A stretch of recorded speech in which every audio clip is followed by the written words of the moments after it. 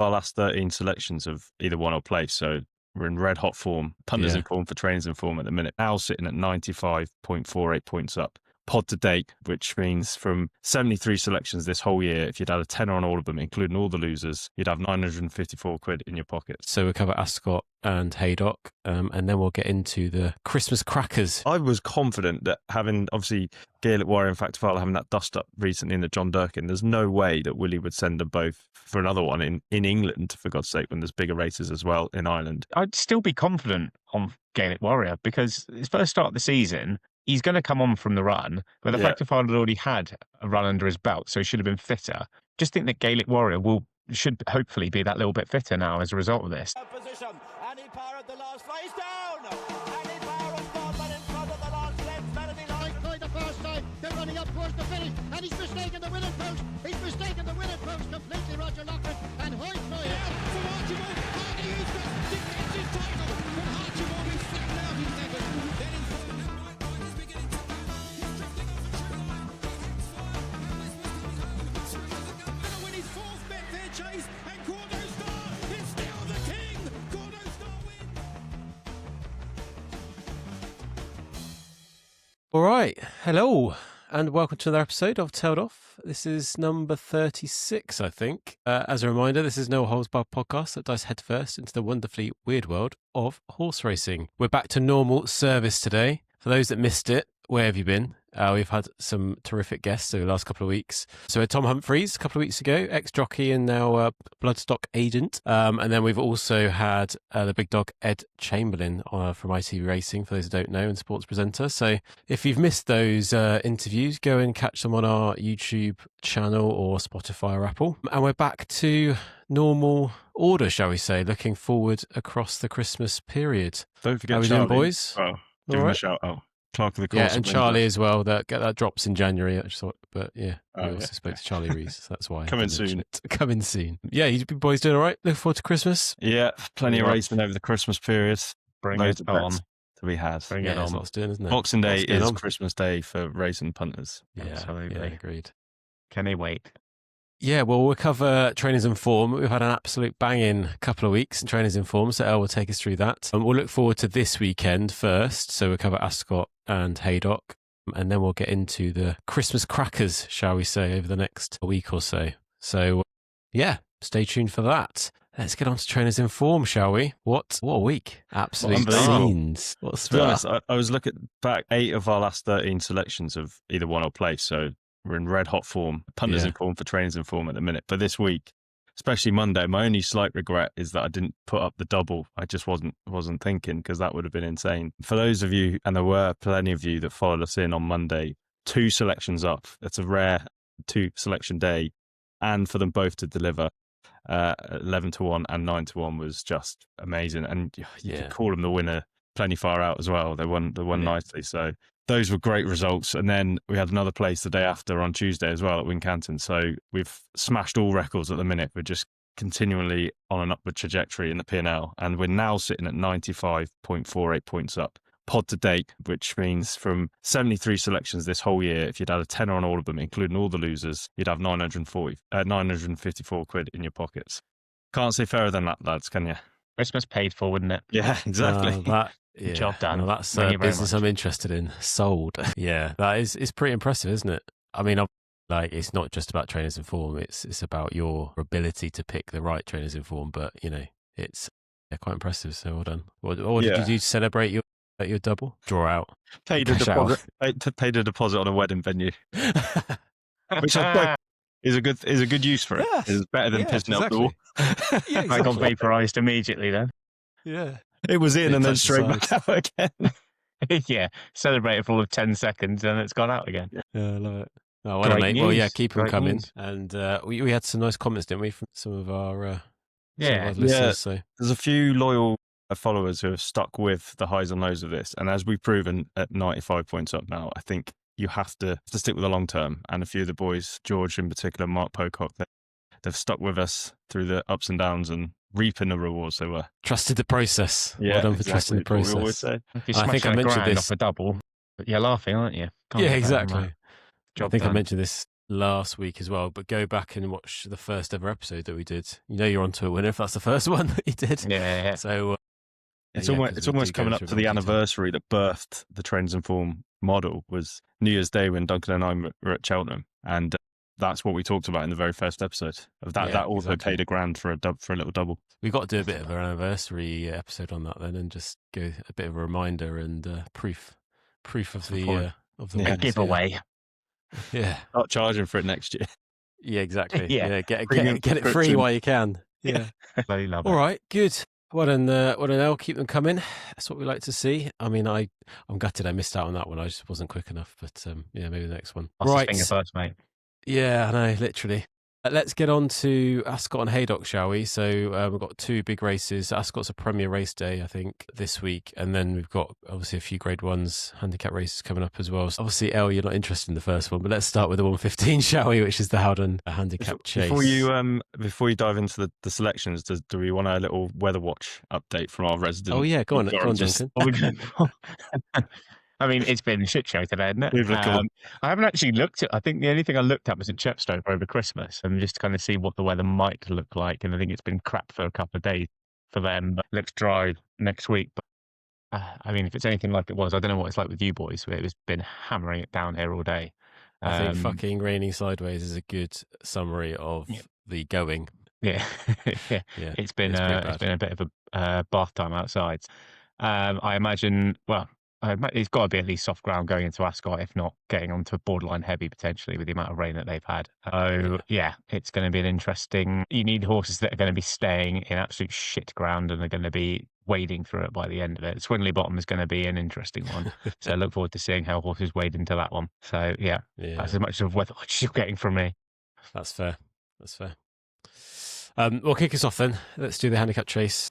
It's not like a strong selection, but obviously the racing is sponsored by Howden, and the owner actually has a runner in this called Bad, which is trained by Ben Pauling. So I always just feel that if an owner who actually sponsors the race has got a horse in there, maybe signifies something. So I'd put up Bad at 4-1. I just think that potentially Ben Pauling might have him primed ready for a nice early Christmas present for David Howden, seeing as he sponsored the race, trying to claw some money back. So Bad could be a selection at 4-1 at the moment. So, but a kind of loose selection on that one. I just want to flag. He's doing quite well at the moment, Ben, isn't he? Because I've got him a bit later. Mr. Pauling.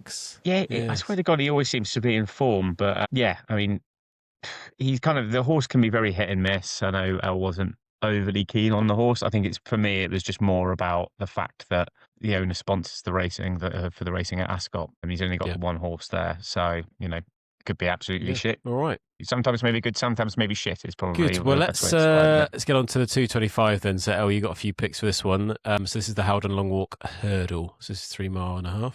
Yeah, this is the feature of the day. The grade 1 for the stayers, which we've kind of covered a few times, isn't the most attractive division to be punted in and following. It's kind of failed chasers and slow horses in general end up in this bracket. And I was trying to think of, I mean, Big Bucks was one of the most famous horses in this division, dominated the race and won it at Cheltenham 4 years. But there hasn't been many kind of strong superstars in this division for a while. So every year you'll always hear pundits say, it's an open division, and you just get sort of handicappers chancing their arm at it. But to that end, I was looking at this race and it's kind of the same old names. You got obviously Crambo that won the race the last twice, strong leader who's kind of loses every time I back him and wins every time I don't.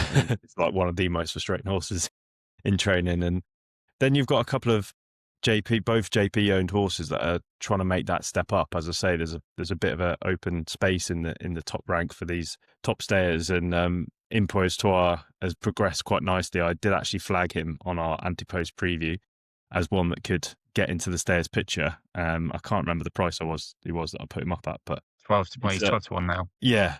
So he's progressed nicely and obviously won the grade 2 at Weatherby last time out. But for me, as we were just touching on the ground, I can't see. I know it's going to be potentially dry all day tomorrow and Saturday, so the ground will ease out a bit from what I imagine is probably bottomless today. But I just can't see that the ground's anything other than testing. And they're going to be racing tomorrow, which is Friday at Ascot. So that's going to open up the ground even more. They kick off tomorrow, yeah. Yeah, and then when they race back-to-back days, it always I know they'll move the rails around, but it'll get pretty choppy. So I just looked at the top of the market and thought Impostoire and Strong Leaders, better form was on better ground. And therefore, the one that is the most unexposed and is on an upward trajectory, whereas most of these are kind of either plateaued or on the way down, is Honesty Policy for Gordon Elliott and JP. I backed him when he actually won at Aintree in the 2.5 mile novice hurdle at the end of last season. He then went on a great race at Punchestown, only going down to Jasmine DeVoe, who was pretty impressive at Cheltenham. The question mark for me would be the absence, and he is very lightly raced, so you don't know how good he is. But I think the fact that they've bothered to send him over here for a Grade 1 is a bit of a tell for me, because they could have found many a softer option at home in Ireland. Walsh wouldn't be my biggest favourite jockey in the world, but he's made the trip over as well, which again tells you that they're not just looking for a bit of a day out. And he is favourite around 11-4, but I think that's a fair price. And of the two JP horses, he's the one that I would fancy in this to go and land a Grade 1. Yeah, nice. Thanks, Al. What are you saying then, Duncan? Yeah, I mean, I think I was a bit like Al. I've got two selections in this, but I was really kind of having an hour in between the two JP horses as to which one to go for. I did side with Impostoire. More the fact that obviously the horses, as Al mentioned, has kind of progressed. Not surprisingly, but just I can't believe the rate of progression this season. Having won the Temps qualifier at Aintree in pretty decent style, and then followed up in the Coral long distance hurdle as well, beating, as I mentioned, Strong Leader by half a length.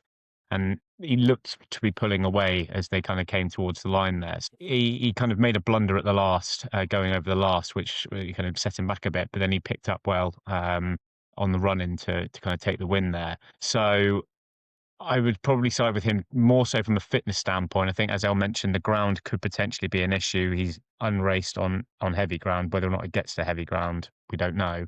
He has raced on soft before, finishing second place. So whether or not they'll choose to run him if the ground is bad, he was a non-runner on heavy, as I mentioned. So maybe an issue. For all the reasons El said for Honesty Policy, I really like the horse. He's only 5 years old. Starts with a very, very young horse. And as El said, very lightly raced and so unexposed to the trip. He's run on it once. So he could be anything. It was just the fitness was the concern for me, whether or not he'll make it home, especially if the conditions are particularly testing.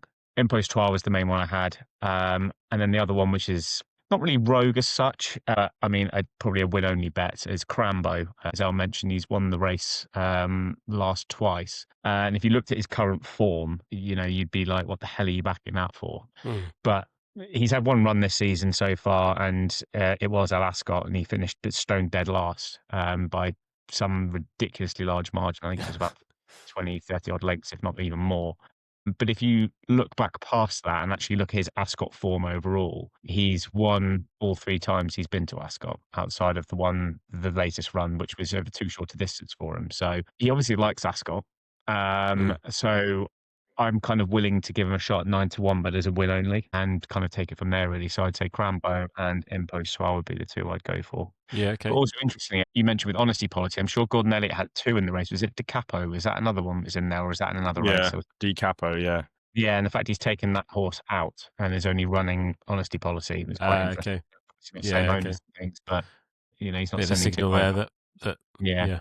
So it could be another telltale. But yeah, Crambo and Impostoire. I'll go down my sword if Impostoire loses and say fair play to Honesty Policy. Yeah, okay, nice.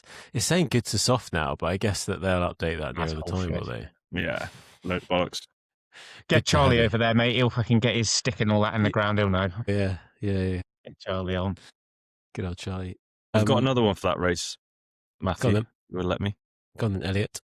The one I've actually already backed in the race, because I think 28-1 is huge. And he was actually third in it last year, and the horse is Beauport.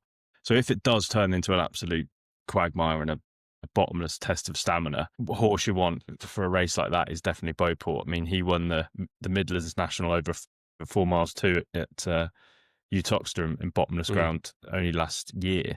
And he's better known more as a chase staying chaser these days. But obviously, as I've just said, he ran in this race last year and finished a gallop third when the ground was a lot quicker than it's going to be on Saturday. And leading them most of the way, he just got outpaced close home by Crambo and a few of the others. And he's had a little prep run.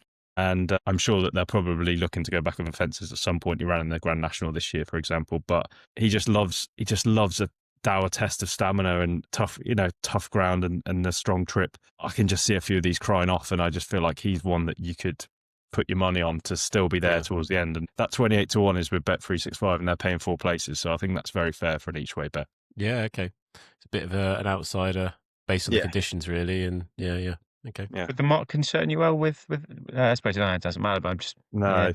No. Yeah, he's one of these where if there's no superstar in the race, he'll run to around 150 odds. He does just kind of, you're right. He's like an old diesel kind of tractor. Will just plod just along keep and carry on going all the way He's through. like Mr. Rango, basically. Oh, absolutely. Yeah. You can put your money on. He'll be giving everything he can. Yeah. Good. All right. Thanks, mate. And then, Duncan, you're going to take us through the Silver Cup handicap. So that's at 3:00. Yeah, I had a quick look at this one before we came on here. So the one that stood out was Victorino for Venetia Williams. Venetia's had a very, very quiet start to the season. I think the first couple of months she couldn't hit a barn door with a banjo. And she's slowly starting to come back into form, which is obviously great to see. And normally with her horses, they seem to absolutely lap up soft and heavy ground. So I've gone with Victorino. Again, it's another horse that absolutely loves Ascot, a bit like Crambo. His current figures are 1-4-1-1. So with the ground being soft, potentially heavy, I can't see this horse having a problem. He's coming from France originally. He's won on very soft ground beforehand. So I don't think the ground will be an issue. He's back on his last winning mark of 146, and he's also won the last 2 renewals of this race. So I would say that the first run he had of the season in Cheltenham was probably just to kind of get himself nice and fit. Sorry, I don't think it was Cheltenham, actually. Sorry, I'm looking at the wrong horse. But I think it was probably just to kind of get himself nice and fit and ready for this. Yeah, I would say Victorino at 6-1 currently on Ladbrokes, I think it was. I saw 3 places would be the pick. Yeah, nice. And would you say a race like this, in terms of the conditions, are expecting it to be pretty poor? Would you favour those horses that have won on sort of similar ground, like heavy ground, more than those that are in form winning on good ground, would you say? Personally, I'd say so. Yeah, you want a horse, if you know that the ground is coming up soft or more likely heavy, and I would definitely be looking at heavy horses counts for more than sort of good to soft, or yeah, for sure, because they're more likely this kind of not necessarily specialists over that kind of ground, but I would say that they're obviously, they have a better action, I think is what they would call over the ground, so they can kind of skip over the ground, where some horses might, the way they would stand and run through it, they would take a shitload out of it and get bogged down in it. So yeah, Venetia is normally an absolute go-to when the grounds go heavy and she's got horses running. She's normally a good person to follow for that. Yeah, okay. Yeah, good. You posted this good to soft in places 2 hours ago. This is live updates. Well, I'm not saying live when this goes out. It would just be old. Yeah. live for us to comment on. You were asking about the ground, so I just thought I'd check the BHA official website for racing updates, because they have to obviously update on the ground. I cannot believe. Do you know what's interesting about this? Because we obviously we can't relate to our Clerk of the Course podcast, because that isn't going out till sometime in January. If and when you do watch that, we asked them if we happen to do a podcast on that. Yeah, let's just say one day we get a Clerk of the Course on and ask him a question about the going stick. He will tell us that 0 is like the softest and 15 is the quickest. And they're calling this ground soft, good to soft, and yet the going stick is 4.2 on the chase course and only 3.9 on the hurdles course, which for me is as low as it can bloody go before they call the thing off. How are they calling it soft, good to soft in places? They lie, is what I think. It's softer than they're saying it is. Yeah, 100%. Oh, thank God we got Weather Watch, because we've got the inside knowledge. Just get me on BBC Weather. I'm done. I know I'm done. It's wet as shit out there. Yeah. It's wetter than Otter's pocket. That's all you need to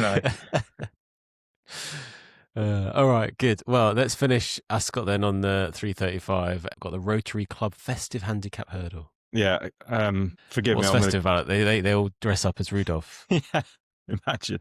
I'm going to call this the old Ladbroke, because that's what everyone still calls it. A bit like the Hennessy. This was the same race for ages, and I think it was called. I think there was the Sweeps or the Sweps or something. It was called back in like my dad's day. But anyway, they've come up with a new name for it. I'm not going to bother trying to pronounce that. But it used to be quite a big race because it had quite a prominent name and good money, but it's kind of lost its luster a little bit, but it's still a decent, competitive, fairly valuable handicap hurdle for 2 milers. So looking at horses that could maybe make that jump up into the champion hurdle level, or if not, on the way to like the Betfair hurdle or the county hurdle later in the season. And one horse in the aforementioned bracket is Alexei. Has just been so progressive this season, only a 5-year-old. He absolutely ran away with the Greatwood. he'd already won over course and distance before that this season. And then the Great Wood at Cheltenham, which again, traditionally is a horse race for those that can make the jump up into championship quality. Probably not like that anymore, but he still won it with such authority that you think he's a horse going places. And when he was 4-1, I thought, God, he's got the course form. He's won on soft at Cheltenham last time out. He's just going one way. But then I looked through some of the horses that he'd beaten, and there's just one thing that stood out to me, and this is a significant weight swing that he has with a horse called Whittle, both having their first race of the season at Chepstow. Alexei's then gone on to win 2 races since, and Whittle hasn't run since because John Joe's horses had a bit of an issue. They didn't run for a few weeks. They weren't sure. There was a bit of a bug going around the yard. But that day, Whittle was giving Alexei £7. And now in this race on Saturday, he's receiving £12, which is a monumental £19 swing in the weights. And the horse was only beaten a length and a half from second to third between Alexei and Whittle. And I just thought, that is too big to ignore. Even though Alexei could keep progressing and be a superstar, he's going to have to carry 12 stone on what we think is going to be pretty bad ground. And he's now had 2 more races in quite quick succession, whereas Whittle had that little bit of a break. And as a result, I just think at a similar price, Whittle's best price around 6-1, 11-2. I just think that's the one I'd rather go with of the 2, even though I'm a big fan of Alexei, and actually sometimes I'm like, if he goes on to be a superstar, great, it's good for the game. But on the betting front, I can't ignore a £19 swing for such a small margin of defeat last time out. So Whittle would be my main selection. That's massive, isn't it? We'll see if they get that. They can see if they get that right or not at the weekend. But it seems a bit heavy for me. And then you got a cheeky outsider then. Yeah, we do love a cheeky each way, and it's for the good old Skeltons who we haven't mentioned yet, but I'm sure they'll have plenty of winners over the Christmas period. Dan Skelton's actually just gone past the £2 million prize money mark this week, which is crazy. And it's the fastest any trainer's done it in the UK Championship before at this stage. He wants that title, doesn't he? He wants that title bad. If he doesn't win it this year, then he'll never win it. Yeah, God. Jeez, God, he's absolutely smashing it. And one of the horses that potentially could be a sort of future star for him is this horse called Live Conti. Now, he was only a juvenile last season, so he's still only a 4-year-old. So I'm always a bit wary of those in their second season. But he absolutely smashed up on his British debut at Wetherby and then went straight from that to the Grade 1 juvenile hurdle at Aintree and ran a decent second in that race, giving weight to the winner of Willie Mullins's, the filly. And because he's an absolute mudlark by the sounds of it, won on heavy in France, Dan Skelton in his pre-season tour was saying, we want to run at Cheltenham, but if the ground's not soft enough, we'll wait till it is. And obviously, we think it is going to be soft enough on Saturday. So if you're looking for a horse that will definitely like it, so Live Conti is one of them. And Dan Skelton is talking about aiming at the Grade 1 Aintree hurdle at the end of the season. And if he's going to be good enough to be running in that sort of race, a mark of 1:43, which he runs off on Saturday, should be absolutely slim pickings for him. And me and Duncan were discussing before we went on air about will he be fit first start of the season. A lot of Skelton's improved, but this race is 70 grand to the winner. So with the championship in mind, I'd say he'll have him pretty fit for this. And 14-1 just looks like a big price for me. Good value, I'd say. Talk me into it. Yeah. Go on, Duncan. Go on. This Fish is live. me in, not Get a in problem. the boat. Yeah, you have my attention. Yeah. All right, that's Ascot then. Cheers, boys. Looking forward to it. It's good weekend coming. Hopefully, if it's on, if it doesn't get rained off. Let's do one at Haydock then, shall we, El? The Tommy Whittle handicap before we then get on to the Christmas crackers. Yes. Talking of £1,000 doubles, I've actually had that horse in a double with this horse, which I think I did a 5 each way, pays over £1,000. So that could be a nice touch on Saturday. What, Live Conti and this one you're going to talk about? Okay. Yeah. Exactly. So Tommy Whittle Handicap Chase, one of the many northern races that are just named after a bloke, which is very different to the races in the south, which are named after like Moe and like caviar and poodles and whatever. You've just got not this time, boys. You've got the Tommy Whittle at Haydock. Then is it Wetherby? You've got the Roland Merrick, which is on Boxing Day, and then in February at Haydock again, you've got like the Peter Marsh. And I'm just like, they're just all good blokes, just getting a race named after them. Good lads. In fairness, Tommy Whittle apparently was like on the board at Haydock for like 30 years. So it's a pretty big name, big deal. Big deal for the locals. Yeah. This race, we're talking about the weather for the weekend. If Ascot's going to be soft, this race is going to be attritional. 3.25 miles at Haydock. I don't care what they're calling the ground at the minute. We know it's just going to be bog river.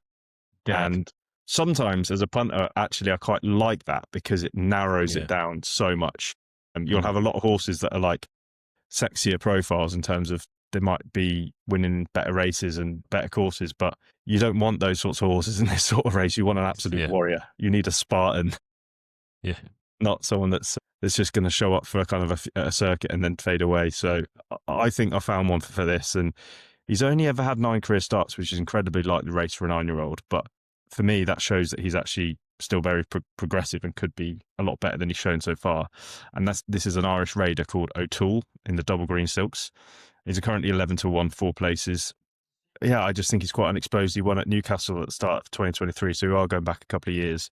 But it was off just a £4 low mark, and he won it that easily that day. That I just think that the mark he's on is decent. He's then won at the start of this year Air. Okay, that was over hurdles, but again, he's proven that he's still at his age able to compete. And it looked to me like he just had a classic prep run at Cork last time out. And I just thought the fact that the trainer's sending him over here, Sam Ewing, is coming over for the ride. I just was quite surprised that he was a double figure price. And there's a lot of these that have been around the block a long time. And I know he's a 9-year-old, but he's, as I say, he's very unexposed. So O'Toole will be the one for me in the Tommy Whittle. Lovely. Yeah, you're right, though, about sort of weather, like conditions like this. It does make it a bit easier, doesn't it? Because you sort of, that's the first thing that I'm drawn to a little bit is the going. So, yeah, let's see if it works. I mean, it's good viewing, that's for sure. So just talking about that, Matt, as well, we were saying about Venetia Williams, the race that I put up at Ascot for Bad, her horse, the Famous Five, has been hammered in the betting from, I think it was 6-1 into 7-2. So and it's off a very, very lightweight as well. So what race see is that this? one skipping?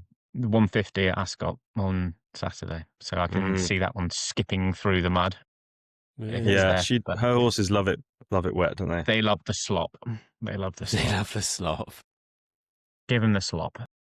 Right, let's get on to Christmas then, shall we? Christmas and New Year break. So we've got a lot of racing. So we'll cover Boxing Day, Leopardstown and Kempton. We'll cover 27th, which is Leopardstown, Chepstow, and then we'll cover 28th, which is Leopardstown. So Boxing Day, the real Christmas day, as you were saying earlier. Should we start with you then, Al? Leopardstown, 220. So we've got the Racing Post novice chase. Yeah. I mean, I don't think this is going to be much of a price, so I probably won't spend too long on it. But I will talk about this horse for another reason, and that horse is the clear favourite, and rightly so, Romeo Coolio, who I have to say, as a novice hurdler last season, I wasn't particularly fond of. He was obviously put in his place at Cheltenham by Kopeck de Boards, and we've mentioned that horse after his chasing debut recently, and he was meant to be coming for this race, the Grade 1 at Leopardstown over 2 mile 1.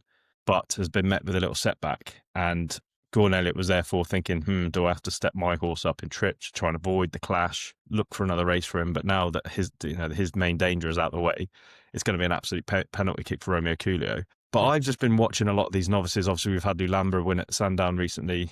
Looked pretty impressive on his debut. But we discussed his style of racing last time after his win, and it wasn't completely plain sailing. He's a crazily free goer. And now he's had a little setback, and thinking about the 3 of them in the round, I actually quite fancy Romeo Coolio for the Arkle, which at the start of the season was not where my head was at. Wow. I know.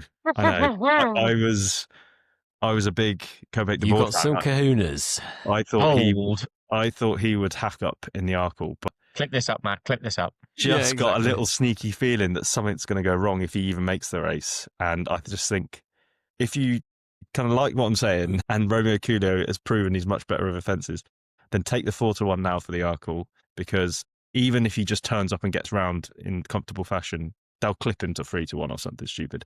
And then if, God forbid, something did like longer term go wrong with Kopeck, he will be a much shorter price. So it's not really a big punting race. Obviously, he's going to be odds on the day after Christmas, but at 4-1 is very tempting for the Arkle. Yeah, lovely. I think you agree, Duncan. Yeah, I can't really see anything past Romeo Coolio now. Kopeck's out. The only one that I kind of, again, was a shot to nothing was July Flower, 5-1. Won the Arkle trial at Cheltenham last time, out beating Dan Skelton's Be Aware. That horse has gone on went to Sandown and ran in the Henry VIII novice chase. Came second to Lulambra, which is Grade 1. I mean, it was 9.5 lengths back there, but I mean, it's still not bad form. I'd say 5-1, you could have a shot to nothing on it. It gets a £7 mare's allowance as well. for the troubles. So not without a chance. I wouldn't really fancy Salvador Monday, which is Mullins's other horse that he's got in there. I think he's got a couple in there, but that's the best one of the pick.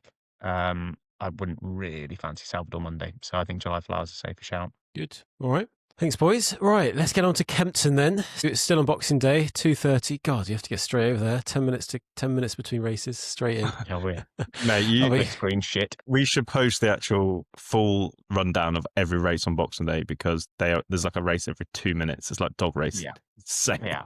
That's mental. Planes coming into Heathrow kind of a vibe, I think. Yeah. So we're going to do I was going to say a three-way on this one, but we've got that's why I didn't say no it. ticket. Anyway. It's a bit early for the chipolatas, isn't it? Not touched. The original sausage fest. 2:30 King George Chase. So this is a big one, right? Just under 150 grand prize money. It's a big old race. So do you want me to go first on this one? The newbie nap? Go on. Is this part of the tracking that we're doing this one as well? Oh yeah, what happened to that? We haven't done that in a while. Yeah. We haven't done that because we've had interviews. Well, we just did one. Then we did two, I think. We've had interviews. Yeah, we'll start that back up in January if it wins for sure. Yeah. Right, so I'm going for the Jukebox Man. The reason is clearly on some good form. I think that his last year basically done exactly the same. So went to Newbury, won. I think it's doing a similar sort of thing. Read some of the notes. Seems like jumping quite well when he went to, was it Newbury this year? Haydock this year. So jumping quite well. As I said earlier, Ben Pauling is on pretty good form in the yards. So that's good. And he's done all right on heavy ground, mainly soft ground, but came second on heavy ground. He's won on heavy. 24. So he probably has one on heavy, but I don't have the Racing Post he's won twice on heavy ground, mate. So I can't go that far back. He's won twice on heavy. I mean, we don't know what the ground's going to be like come Boxing Day. Yeah. It's usually pretty good at Kempton, to be fair. Yeah. Okay. So might not be. Yeah, exactly. So just to cover all bases. So and it's currently 8s on Bet365. So probably worth an outsider each way. So and it's only gone up £5, I think, in the last race. So say only, but you know. Yeah. I don't mind it. Mate. I love the Jukebox Man. When he won first time back out, I think he was injured for a while, wasn't he? Did he get injured after winning the Quarter Star last year? Yeah, which was horrendous because they wanted to send him to Cheltenham. I think he was odds on for one of the races at Cheltenham. I can't remember what he was booked to go for. Advisory. It was the Brown Advisory. And he just looked like everyone was like, oh, what a bet that's going to be. And then he was injured, bless him. So nice to see him come back to Haydock and win. So love it, mate. Yeah, let's see. I was going to try, obviously you got Factorfile, you got Gaelic Warrior. I was like trying to think of, trying to look at a bit of an outsider. So that's why I went down that route. Go on then, Duncan. We'll continue with you, shall we? I'll let Elle talk about. Elle to go first. Yeah, just because I think I can't steal his thunder. He put both of these, and I was like, well, yeah. I mean, the second one, when I eventually looked at it, I was like, yeah, no, I can't. He just did Control-C and Control-V, and then pretty much did that. Just show me a mirror. I was like, yep, that'll do. That'll do. Go on then, now. Well, you followed me. I didn't actually read your copy. You've actually copied me on both. You can do the first one if you want, mate, and I'll do the other. No. You do Gaelic. I'll do Banbridge if you want. No, the other way around because I can't do it. Oh, okay. I was expecting you to do Gaelic because you flagged it up ages ago. Well, I mean, why are we being so nice I obviously to each spoke other? about Gaelic Warrior, the first podcast we did for the new season. I think you weren't with us, Duncan, but I was very bullish saying he's your King George winner. That was at a time when there was literally nothing else going for the bloody race. And it was looking like a bit of a walkover. Now, I mean, I was confident that having, obviously, Gaelic Warrior and Factorfile having that dust-up recently in the John Durkin, there's no way that Willie would send them both for another one in England, for God's sake, when there's bigger races as well in Ireland. But crucially, they're owned by two different people and two massive owners in Rich Ritchie and JP. So I think the JP camp have obviously got a good horse that we'll talk about in a while for the Leopardstown version of this race. And therefore, it's a great opportunity for Factorfile. So I think fair play. If they both turn up, that is a race for the ages on its own. But when you add into the mix Django Bay, who obviously won the Arco last season, won so impressively at Ascot, and then you've just mentioned the Jukebox Man who won the Grade 1 Novice on this card and has come back this season looking great. And then you've got the likes of Jello, who won the Peterborough by half the track at Punterton last time out. It's all of a sudden looking like an absolute Put it like that. mate. It's one to tune in. Then you ran in Banbridge and Ile Francais. I mean, Ile Francais is absolute nutter will go out in front. Yeah, and he was then second, these two at the front want to go out year. in front. It's going to be fucking carnage. The first and second from last year are both 20-1 each. So, you're just talking about an absolute banging race. So when I obviously had that Gaelic Warrior sort of confidence, and then he went and beat Factorfile, he was into sort of 6-4, 7-4 for this race. So me sitting on my little 3-1, I was getting quite cheeky. But all this money started coming. King of the castle, I have a chair. Yeah. Hoovered up all the value, but now it's been emptied out the Hoover and it's back on the table. Cheers, Willie. You bastard. It's a bit of a shit show because all the money started coming for Factorfile. So then they interviewed Frank Berry, who's Mr. Sneak of the Sneak of JP McManus's racing manager. And he basically said, our plan is to go. So then now Gaelic Warrior's out to 5-2. I think with a fresh perspective, I'm not anywhere near as confident as I was, but I've kind of already nailed my colours to the mast. So it's absolute sacrilege to try and change now just because, various things have happened. Obviously, it's going to be a tougher race. I just think going right-handed definitely suits him better. The way he won the John Durkin and out-battled Factorfile, I could sort of see a similar thing happening. And I feel like they could ride him quite prominently again, and that would suit him. But yeah, I'm just not as confident as I was. So I do have another selection. I feel like I'd be much more confident from a punting point of view because I think the price is too big. Whereas I think Gaelic Warrior is a fair enough price and anyone can see that. But I just couldn't believe the disrespect shown to last year's winner, Banbridge, being 20-1. Now, people will say the race fell in his lap last year. As Duncan mentioned, Ile Francais went out like a scolded cat. And to be fair, I wouldn't say nicked the race. That's probably a bit unfair. He's better than that. He basically rode him to sleep and they left him on the front. And we've seen that happen so many times where the horses just can't make up their ground.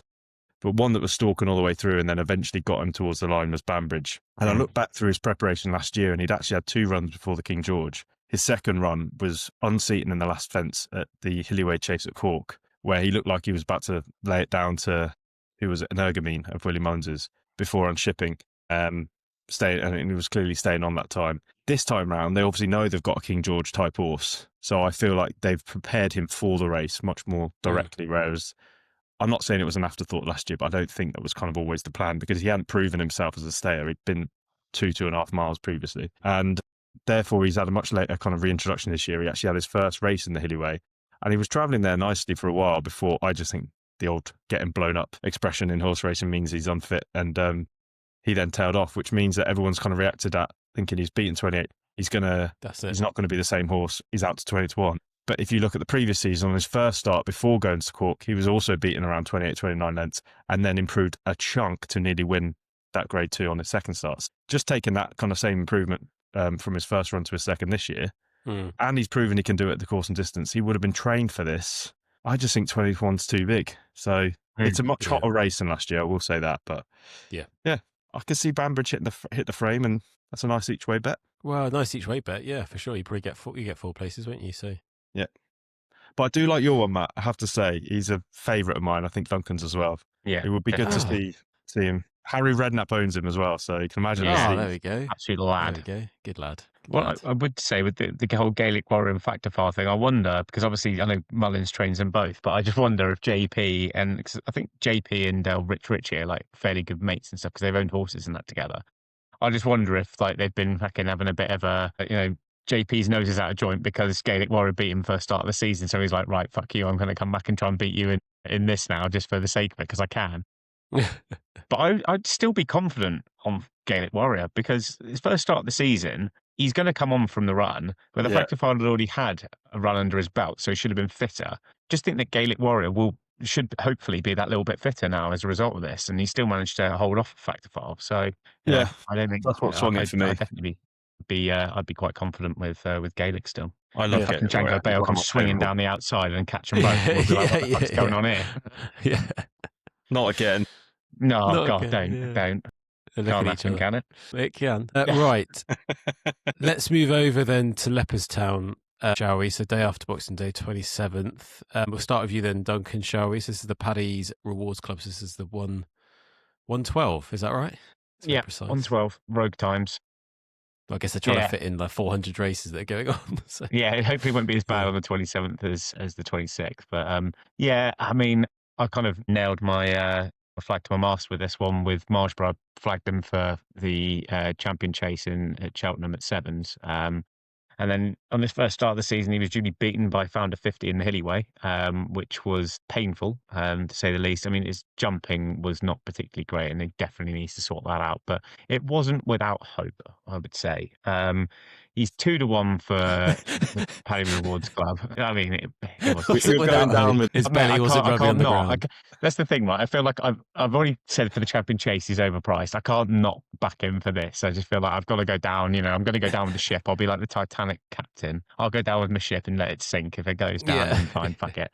Out of principle. But I mean, it'd be interesting because Willie, after the loss to Founder 50, he came out and said, because his jumping can be erratic, it might be that he needs to be acting trip to kind of help him, coax him into it a little bit slower and then help him over the fences and things. So, I mean, if he runs an absolute shitter in this, I feel like it could be the 7-1 could be absolute curtains for the champion chase as he gets up in trip. So we'll have to see what happens. But yeah, Marshborough at 2-1. El will probably talk a bit about Marine Nationale, which is, I do love the horse. I could see him. I mean, if you want a safer shout, then the horse you know will pretty much guarantee to jump well. It's Marine Nationale, and I think at 2-1 or 9-4, if you don't fancy the the shit show of Marshborough, then go with Marine Nationale for safety. Barry Connell has come out and I think he was quoted this week on Racing TV, and he said he's been at the race course and he's done some schooling. This will be his first start of the season, but he's done some schooling at a race course and he's in a good place both mentally and physically. He'll definitely come on for the run, but he's fit and well. So you can kind of read into it what you want. But yeah, I'm going to go down with the ship and say Marshborough 2-1. Good on you. Stuck to your principles. That's the main thing.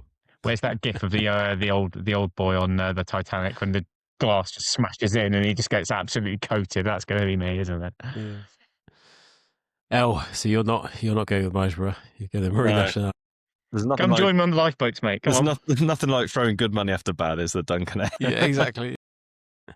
After that absolute shit show of a jumping display from Marshborough last time, I wouldn't back him with your money, to be honest. But good luck. To be honest, I hadn't initially had a strong view in this. Obviously, I do respect Marine Nationale, but I just have this fear of Barry Connell's horses. We've spoke about him before. He was a very outspoken and opinionated owner, shall we say. That's very lightly put. When he had horses in training with various trainers and then got so sick of them that he decided to start training himself. And he has his own way of doing things. And I'd say he's a bit risk adverse because he's often pulling his good horses out and trying to wrap them with cotton wool and stuff. But you can't say fairer than the fact that he obviously won the Supreme of this horse, Champion Chase. He also won another good race with Good Land at Cheltenham a couple of seasons ago. So he's proven he can do it. This horse I thought was a bit of a soft touch. Having won the Supreme, he then seemed to fold like a deck of cards a fair few times when the going got tough and there was worries about his breeding and stuff like that. But you have to sort of look at what's in front of you, and actually, I don't know what quite they've done, whether they've tinkered with his wind, and I know that he has had a wind up. His win in the Champion Chase was so impressive, and then he followed it up at Punchestown, so again, proved that it wasn't a fluke. And as Duncan says, you do have to take the fitness on trust, but he has apparently been fit for a while, and he did miss an engagement because of the ground. So I'd say it's not like last season where they were a bit behind with him and he took a few runs and then he suddenly in the spring became a good horse. I do actually think that he'll be ready enough to run a good race. And I think this is going to be quite a weak race. One thing I would say is I'm not 100% sure Marshborough is definitely going to run because it's very unwilly-like for a horse to run back less than 3 weeks after his last run. And Ruby Walsh was making that point on the road to Cheltenham recently, quite strongly, in fact, that he'd be surprised if he was going to back him up. But he does have Dino Blue in the same colours and he does have a few entries. Obviously, save yourself some money then. If Marshborough doesn't run, save yourself some money. Yeah, thank God for that. Don't have egg on your face. And, I'll put the lighter back in my pocket now, shall I? 9-4 Marine Nationale, I've actually taken a bit now because I just on the chance that Marshborough doesn't run, and then he's going to be even money 5-4. But he loves the course at Leopardstown, so I just think he's the right favourite and probably arguably should be shorter. Just adding to that as well, what you were saying there from Barry Connell, he obviously last season he had a couple of absolute shit runs in the build up to Cheltenham where he obviously just came on. Barry had said obviously because he was coming up from like novice company and things like that, he obviously they wanted to nurse him into it, just get him to learn on the job, which obviously now he doesn't have to do because he's won the Champion Chase. So they said they don't have that worry with him now and they don't have to nurse him into things. He can just go full guns blazing. So I think you're right. I don't know if fitness will be an issue for him. I generally think he'll probably be as fit as a fiddle. And even if he's sort of 80 to 90% fit, I think it's still good enough. As long as he puts a clean round in, Marlborough hits a few. I don't think any of the rest of them in the Antibus betting are even close to being good enough. If I could back how many fences is Marlborough going to hit on the way around, then I'd be backing on that for sure. But yeah, no, I don't think someone that would take that. Oh, 100%. Yeah, well, I hope so. If anyone's listening, but yeah, I don't think Thunder 50 is a decent horse, but I don't. He's not Marine National standards of a horse. Maybe wrong, but I don't think he'll run either. I think Gordon's on about another race for him. Too quick a turnaround maybe for him. So basically, 9-4 Marine National. Take it when you watch this because a few of these are going to come out and he won't be 9-4 on the day. That I can guarantee. Yeah. Good. Taking it now. Thanks. Taking it now. Fuck off, you shit out. No allegiance whatsoever. Yeah, we'll see. I say if Marshall doesn't turn up, then Christ, we'll see. I love how many horses I convince Duncan to back on this podcast every time. What I think is a good kind of a decent thought there from Eldo, right, is if Marshall doesn't run, you may as well back Marine National now because you know he's going to go there. If Marshall doesn't go, I've lost nothing. I could probably back him on the day at 2-1 anyway. If he doesn't go, then I've got a nice price around Marine National being not odds-on favourite potentially. Joke's on you, Matt. All right, thanks, mate. Basically, I'm going to cover all fucking horses, and I'll absolutely I'll right. Win. Yeah, exactly that. Libra tip: back all the horses, can't lose. You can't lose. Good day out. Right, let's get on to the big. Oh, this I guess is the big one of the day, isn't it? The Welsh National at Chepstow. This is at 250. So yeah, big prize money for this one, and just under 100k. There's 42 runners. Obviously, not all of them are declared. Yeah, it'd be interesting. So, who wants to go first? Let Duncan go first. Go on then. Like a waffle there. So if he's finished betting. Yeah. No, sorry. We're good. We're copying me again, are you here? Oh, there's a couple of no. Consensus. I mean, Jubilee Express, like I say, is I can completely understand the angle for Jubilee Express. But that's not your tip, is it? No. I mean, I can absolutely see why Jubilee Express is favourite for the race. I was trying to look outside of the favourite, but I completely see the angle for it. You know, he was pipped in this last year to Valdanza, who doesn't actually reoppose this time.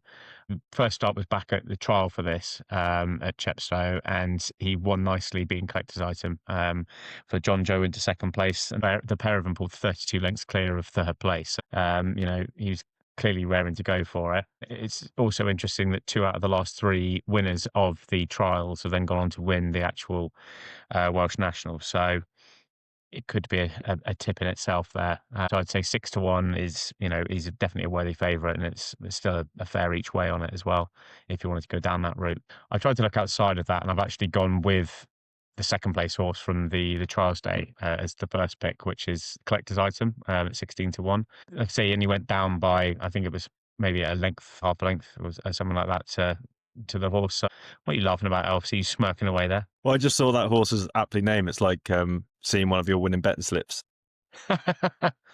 Oi, no need for that, is there? Just trying to flick through them all. It's like when you open up one of the old fucking football sticker albums and it's just covered. Trying to find them all in there. He gets them framed, all 3 of them. Yeah, absolutely. Hang them in the Louvre, mate. Hang them in the Louvre. So yeah, I think there's a £3 swing between that horse and Jubilee Express, and the fact that they only went down by like a length and a half, I think. So that could be a bit of a change. I just think the price difference between that 6-1 and 16-1 is a bit unfair. So I would say collector's item at 16 is a fair price. And then the other horse that I've picked is Haiti Couleur at 10-1 as a potential each way play. I would completely and utterly draw a line through his first run of the season because as the horse went into the Betfair Chase at Haydock, and the trainer Rebecca Curtis said the horse actually picked up a back injury. They don't know if it was pre-race or in the middle of the race, but he ran absolutely no sort of race at all. And I can't remember if he was pulled up or just finished at the back of the TV. Either way, it wasn't great. But they now feel that they've got the horse back to where he was beforehand with the treatment they've given him. So they think he's back on song. He'll need soft ground. There has obviously been forecast rain for yesterday and today. Don't know if there's much rain, like I said, ahead of next week, but you'd hope the ground might stay soft enough for him to run. And he's been aimed more at this than the potential Cotswold Chase, which is at Cheltenham in January. They'd prefer to send him here. So yeah, Haiti Couleur, I think at 10-1 is still fairly good value if they think he might potentially be a Gold Cup horse as well. Still, so I think this will kind of tell you if he is or not running off top weight. And she's not afraid to run him off the top weight either, which is obviously great to see. Yeah, they'd be my 2 main picks. So collector's item and Haiti colours. Lovely. Who have you got then? Yeah, in fairness, I was very close to putting up collector's item, so I Mm. can totally see the case, and especially with the price differential, I think it's probably a bit too big. Yeah, I agree. John Joe's horses have started to turn a corner Mm. again after their whatever's going on in their yard. But I don't know. I just feel like Jubilee Express, after he finished second in this race last year, has just been a long-term plan for him. He hasn't had many runs since, and his first run at Cheltenham, I stupidly backed him, and clearly he was just using that as a freshener, probably to get a few pounds off as well, which I think he managed to go down £3 for that, which is mental. So he'd done very well. And he went back to the same mark that he finished second in this race last year before winning the trial. Now, any horse that basically wins after the end of November gets a £4 penalty in this race. So if you're looking at the anti-post markets now, just factor that in. But I think £4 is very generous. I remember the year that Native River won the Hennessy, and he then ran in this race off a £4 higher mark when he was due to go up like double figures in the weights, and then obviously went on to win the Gold Cup. It seems like a bit of a gift, to be honest. Yeah. So I think they had that trial rate in mind, given that, yeah, you don't get penalised too much. And actually, it was pretty foggy last year, so we couldn't really see everything. Is that he was closing all the way to the line and probably let the leader, as Duncan said, Mr. Val Dancing, go off too far in front and never quite got there. But basically, he'd pretty much gone as close to winning as you can without actually doing so. And I think the extra £4, he's a year older, stronger, and Sam Thomas's horses have been flying this season. I just think he's a solid option at the top of the market. Do like collector's item, probably one that I would put in my forecast. I really hope they don't run Haiti Colours in here. As we know from my anti-post selection at the start of the season, I really fancied him to progress as to a Gold Cup horse. And they never should have run him in the Haydock race after 2 weeks after his harder race than planned in the hurdle race at Newbury. And I feel like then again, just a few weeks later to run in what is going to be a slog, let's be honest, off top weight, I think could ruin the season. But the trainer's Welsh. I imagine the owners are probably Welsh as well. So I could totally see why they'd want to win their race. And they probably have never had, as good as an opportunity to. So I don't blame them, but I just hope they keep him for something like the Cotswolds and then step onto the Gold Cup. So if he does run, I think he's a fair bet, but I was kind of looking for a bit of a mad one each way, and one that I've taken 20-1 at, which I'm a bit annoyed I missed the 50s. And he's got more. It's never good when you look for a horse's form. There's more letters than numbers in there. It's disgusting, is what it is, Al. It's disgusting. He's got 5. I think it's 5 P's out of his last 6 runs or something like that. It's P in the last 4. Yeah, P in the last 4. 5 P's out of the last 6, with the only number being 18. He finished 18th out of 32 in the entry as well in the Grand National. Why are you picking him? Here's the case. The big but. Here's the case for the defence. He won this race 2 years ago by half the track. He absolutely bolted up. As a result, his handicap mark, they hate it when this happens. The handicapper overreacts when it's such an attritional race. Of course, they're going to be strung out like washing. And he's taken all the form literally. And the horse went up to 161. So from 140, he had nowhere to go. Wow. He ended up running in that season's Gold Cup because it's kind of, I can't run in a handicap. And basically last season was a reflection of him being in too good a races. And then I think since then, Gary Moore, his trainers, obviously just thought, fuck you, I'm just going to quite purposely get his handicap mark back down to a more sensible level. And in doing so, he has obviously pulled up a lot of times, but it's worked because he is now back down to the exact same mark that he hacked up in this race off. And I backed him last time at Cheltenham just in case that was also the plan, but it clearly wasn't. And he did run a nice enough race at the front. He doesn't look like a horse that's completely gone, which his form suggests he has. I just think he has been laid out for this again. At 20-1, I'm happy to see the outcome of that at that price. Could be another P. If it's another P, then give up on this horse. I think we can say P and move on. He's more P's than the Pied Piper, but he's got to have one last go in him, and I think that could be the day at the Welsh National Amp 20-1. It's a lovely, lovely angle. I enjoyed that angle. We always like the little sneaky angles. Because most people look at that and think, nope. I mean, there's sneak and then there's sneak. There's sneak and then there's absolutely clutch at straws. Yeah. If he does win this, he's had the handicapper's pants right down. Exactly. You just see Gary Moore going around at the end of it, just like that, the handicapper. It's like 2 can play that game. Yeah. Good. Thanks, boys. Looking forward to that one. Right. Shall we finish then with Leopardstown? We've got 2 at Leopardstown. This is on the 28th. So let's start with the Christmas hurdle, 155. Duncan, should we start with you? Give it to Ellie. He's got more of a right. No, you do that one. I'll do my outsider. Okay.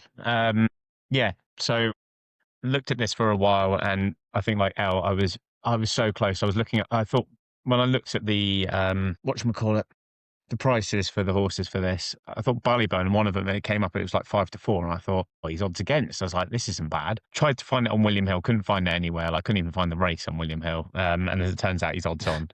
So for that reason, I wouldn't go with Ballyburn. For that reason, I'm out. Although I do love Ballyburn as a horse.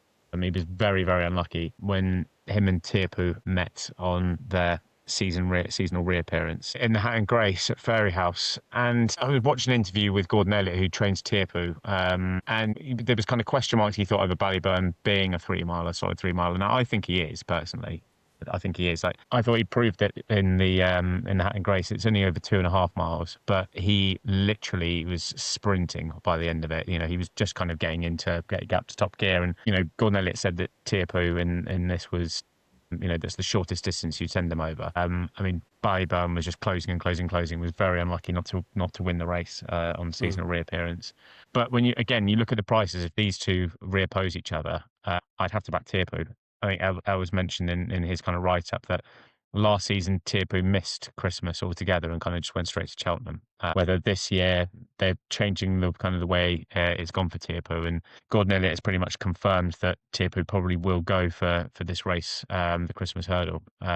So if that does happen, 5-2 looks like a bloody gift, because if those confirmations and declarations come in, Tearpoo will not be 5-2. It'll be kind of between him and Ballyburn. I think will be fighting for favouritism.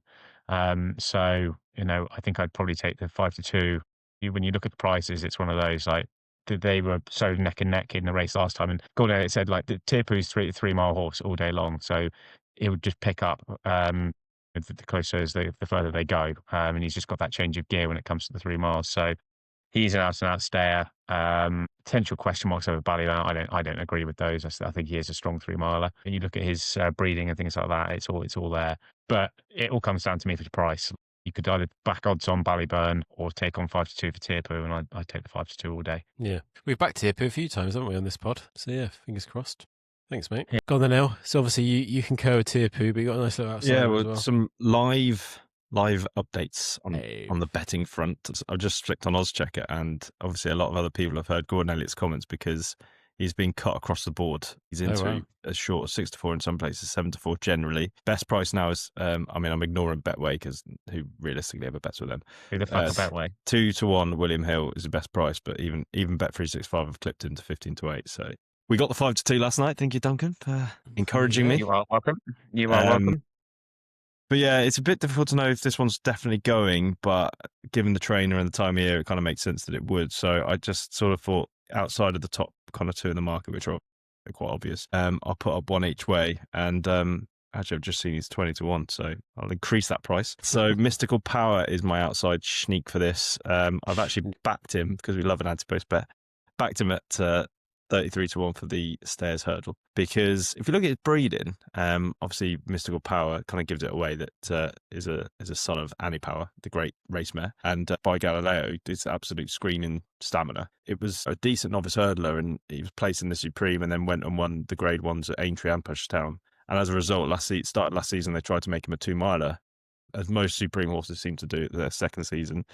But clearly he just wasn't up to it, and he didn't have a very good year. But he reappeared in the same race, the Hatton's Grace, that Tearpoo and Ballyburn ran in last time, and he was actually running a nice race in behind them. I thought, okay, this horse has definitely got something about him still, and for me, he wants a further trip. And then basically whatever the horse was that came down, almost brought the horse, Mystical Power down and gave Mark Walsh no chance, and he fell out the side door.